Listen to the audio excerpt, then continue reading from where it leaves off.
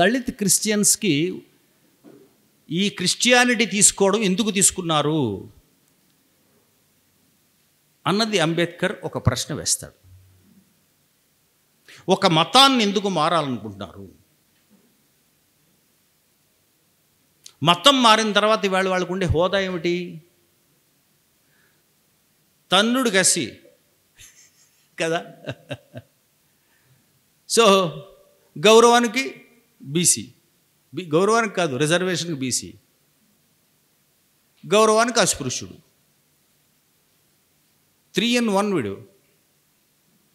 అంటే schedule caste కన్నా దారుణమైన వాడు. మరి ఏం చేస్తారు? అందుకని చర్చికి వెళ్ళిన సర్టిఫికెట్లో హిందూ అని రాసుకుంటారు. నువ్వే మోసం చేసావు. కాబట్టి బై 99% షెడ్యూల్ కాస్ట్ రాయబడ్డటువంటి వాళ్ళు 99% వాళ్ళ విశ్వాసం రీత్యా క్రైస్తవులని అందరికీ తెలుసు. తెలిసినప్పుడు షెడ్యూల్ కాస్ట్లో వేయొచ్చుగా, వేయరు. సో క్రైస్తవులు చాలామంది ఏంటంటే ఏమంటున్నారు, మనం వీళ్ళకి ఎర్రలు చూపి వైద్యాలు ఇచ్చి చదువులు చెప్పేసి ఇంగ్లీష్ చదువులు చెప్పేసి డెవలప్ చేసేయడం వల్ల వెళ్ళిపోయారు, కానుకల వల్ల వరాల వల్ల వెళ్ళిపోయారు అని. నో, వెళ్ళలేదు. మరి రెండవది ఏంటి? వ్యక్తిగత విశ్వాసం వల్ల వెళ్ళారు. ఇది కొంతవరకు కరెక్ట్, అంటే తన విశ్వాసం వల్ల. అంబేద్కర్ ఏం ఆశించాడంటే ఆ వెళ్ళేదేదో నన్ను ఇక్కడ అవమానిస్తున్నారు, గుళ్ళలోకి రానివ్వడం లేదు, దరిదాపులకు రానివ్వడం లేదు, నన్ను ఈ మతం అస్పృశ్యుని చేసింది, అందుకోసం నేను దీన్ని తప్పించుకోవడం కోసం వెళ్ళాను అని ఉంటే, అలా వెళ్ళి ఉంటే ఇవాళ దళిత క్రైస్తవులు ఇలా ఉండేవారు కాదు. లోపల కోపం ఉండేది. ఇప్పుడేమైంది? తప్పించుకోవడం ఉంటుంది. ఇదేమైపోయింది? ఆత్మకు సంబంధించిన విషయం అయిపోయింది, బాహ్యమైన విషయం కాదు.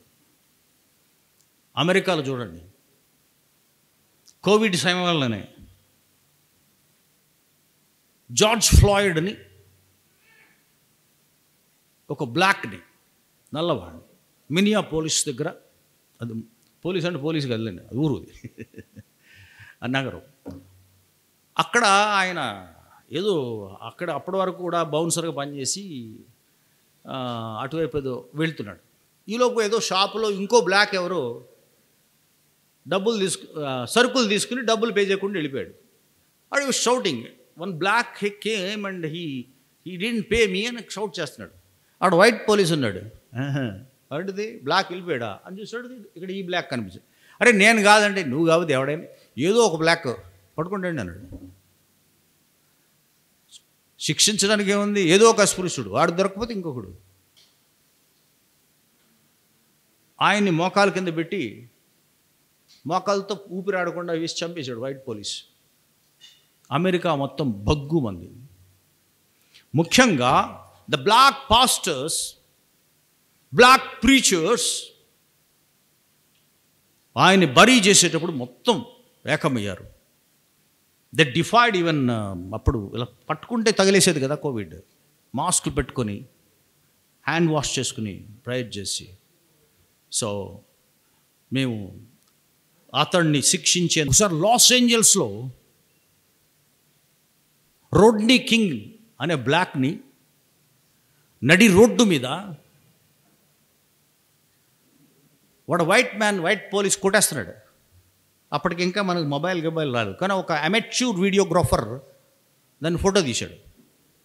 వైట్ జడ్జ్ దాని మీద పెడితే, ఇదిగోనయ్యా ఫోటో ఉంది, వీడియో ఉంది, కొట్టాడు, అకారణంగా కొడుతూ ఉన్నాడు, నేను కాదని చెప్తున్నా కొడుతున్నాడు, అమానుషం, రోడ్డు మీద పెట్టి కొట్టాడు, శిక్ష ఏమంటే I don't consider it is an evidence.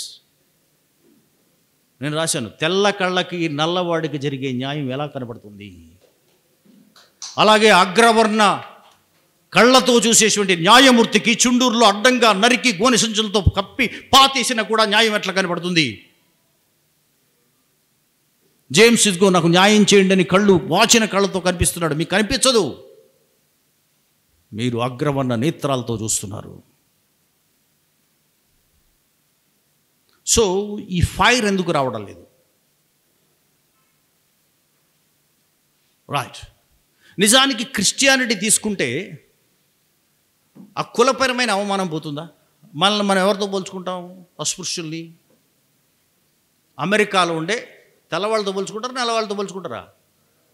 కొంచెం బాగుంటారని తెల్లవాళ్ళతో పోల్చేసుకుంటారా? నల్లవాళ్ళతో. వాళ్ళని బానిసలుగా తీసుకొచ్చారు.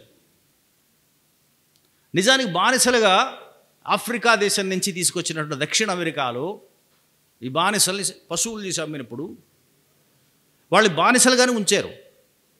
ఉంచినప్పుడు వాళ్ళకి యజమాని అందరికీ క్రైస్తవ మతం ఇచ్చేశారు. ఆఫ్రికాలో ఉండేటప్పుడు వాళ్ళ మతం క్రైస్తవ మతం కాదు, వేరే మతం ఉండేది, ట్రైబ్స్కి ఉండే మతం ఉండేది. అది దాటి కూడా ఎక్కువ మంది ఇస్లాం మతంలో ఉండేవారు. Afro American. ఒసామా వచ్చింది కదా, బిన్ లాడెన్, ఒబామా. ఇదేంటి రెండు ఇలా కలిసాయి కదా. కానీ ఒబామా ఒసామాని చంపేశాడు. ఒబామా. సో బరాక్ ఒబామా వాళ్ళ ఆరిజిన్స్ బ్లాక్లో ఇస్లాం. ఇక్కడ తీసుకొచ్చినప్పుడు ఏమయ్యారు? క్రిస్టియన్గా మార్చారు. క్రైస్తవులుగా మార్చేసిన తర్వాత వాళ్ళకి బానిసత్వం పోవాలి కదా, పోలా. అబ్రహాం లింకన్ వైట్ మ్యాన్, ఆయన స్లావరీని అబాలిష్ చేస్తూ చట్టం చేశాడు. పోవాలిగా, పోలే. అప్పుడు ఆర్మీని దించాడు. జనమే సివిల్ వార్ వచ్చింది, అంతర్యుద్ధం వచ్చింది. ఒరే బ్లాక్, ఆయన వైటే, you are liberated, you are no longer a slave, నువ్వు బానిసవు కాదు. ఎవడన్నా వైట్ మ్యాన్ వచ్చి బానిసండి వేసేయి, పోరాడు అంటే మొత్తం కదా. ప్రజాస్వామ్యం అంటే ఏమిటి అనగానే అబ్రహాం లింకన్ పేరు ఆయన ఒక శాంతి దూతలాగా చెప్తారు. ఏమని? Democracy is for the government, of the government, by the government. బాబా ఆయన ఏం చేశాడు? విమోచన ఇవ్వడానికి యుద్ధానికి సిద్ధం చేశాడు ప్రజల్ని. అంతర్యుద్ధమే వచ్చింది ఏకంగా. కానీ యుద్ధంలో తన సైన్యం పీడితుల పక్షాన నిలబడింది.